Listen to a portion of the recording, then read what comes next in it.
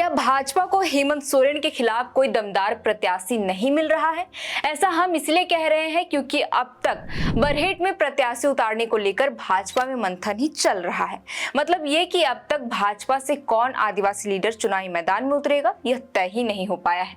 आखिर ऐसी क्या वजह रही है जिससे भाजपा को हेमंत के खिलाफ चुनाव लड़ने वाला कोई नेता नहीं मिल रहा है?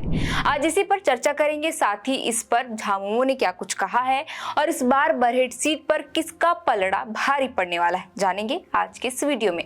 दरअसल बरहेट से भाजपा द्वारा उम्मीदवार नहीं उतारे जाने की चर्चा इसलिए भी हो रही है क्योंकि मुख्यमंत्री हेमंत सोरेन कल यानी 24 अक्टूबर को बरहेट से नामांकन दाखिल करेंगे।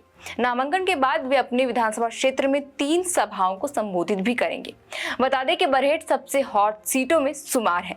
एसटी के लिए आरक्षित बरहेट सीट झामुमो की सबसे सुरक्षित सीटों की गिनती में होती रही है और अब तक के चुनाव में भाजपा का यहाँ टिकट भी नहीं खुल पाया है और इस बार फिर से भाजपा के लिए यहाँ राह थोड़ा मुश्किल हो सकता है। पहला तो ये कि भाजपा को यहाँ उम्मीदवार नहीं मिल रहा है, दूसरा ये कि बरहेट सीट पर झामुमो का जीत का अंतर भी बढ़ता गया है।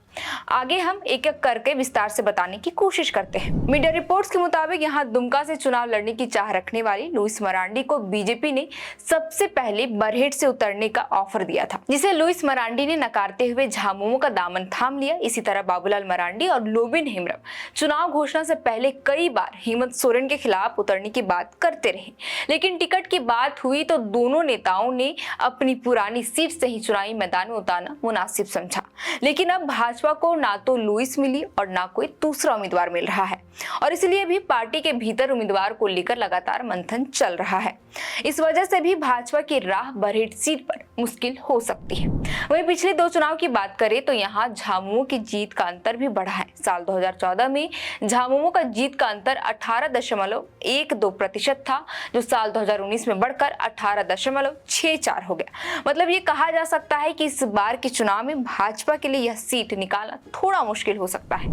बहरहाल बरहेट में उम्मीदवारों को लेकर हो रही देरी पर जब बाबूलाल मरांडी से पूछा गया कि मुख्यमंत्री हेमंत सोरेन के खिलाफ प्रत्याशी उतारने में इतनी देरी क्यों हो रही है, तो उनका साफ कहना था कि दिल थाम के रहिए, वक्त आने पर सब पता चल जाएगा। अब आते हैं इस पर झामुमो ने क्या कुछ कहा है। शुरुआत करते हैं राज्यसभा सांसद व रांची प्रत्याशी महुआ माझी से। उन्होंने कहा कि भाजपा को बरहेट सीट पर मुख्यमंत्री हेमंत सोरेन के खिलाफ मैदान में उतारने के लिए कोई उपयुक्त उम्मीदवार नहीं मिल रहा है क्योंकि मुख्यमंत्री द्वारा किए गए कामों ने भाजपा नेताओं को डरा दिया है। आगे कहा, मैंने सुना है कि भगवा पार्टी ने कई वरिष्ठ नेताओं को हेमंत सोरेन के खिलाफ चुनाव लड़ने के लिए कहा था, लेकिन सभी ने मना कर दिया क्योंकि इससे उनका करियर बर्बाद हो सकता है। इसके बाद भाजपा द्वारा मुख्यमंत्री हेमंत सोरेन के खिलाफ प्रत्याशी उतारने में हो रही देरी पर तंज कसते हुए झामुमो प्रवक्ता मनोज पांडे ने कहा कि इसके लिए कलेजा चाहिए, जो भी लड़ेगा उसकी राजनीतिक शहादत हो जाती है। आगे भाजपा को ललकारते हुए मनोज पांडे ने कहा कि आज की तारीख में राज्य के किसी भी विधानसभा क्षेत्र में हेमंत सोरेन चुनाव लड़ते हैं तो उनकी जीत पक्की है। भाजपा को हिम्मत है तो किसी उम्मीदवार को चुनाव मैदान में उतारे। आगे कहा कि बाबूलाल मरांडी और लोबिन हेम्ब्रम हेमंत सोरेन के खिलाफ बड़ी बड़ी बातें करते रहे हैं, लेकिन क्या हुआ? हेमंत सोरेन के खिलाफ भाजपा ने हेमलाल मुर्मू को लाया, वो भी जेएमएम में आ गए। इसी तरह लुइस मरांडी भी उतरने से पहले अच्छा निर्णय लिया और जेएमएम में अब शामिल हो गई।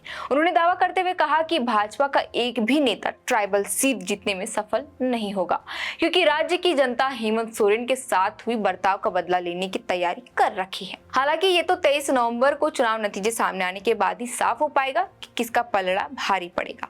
फिलहाल के लिए इस वीडियो में इतना ही। आप देख रहे थे दी फोर्थ पिलर और हमारा नाम है श्रेया रतन। बहुत बहुत शुक्रिया।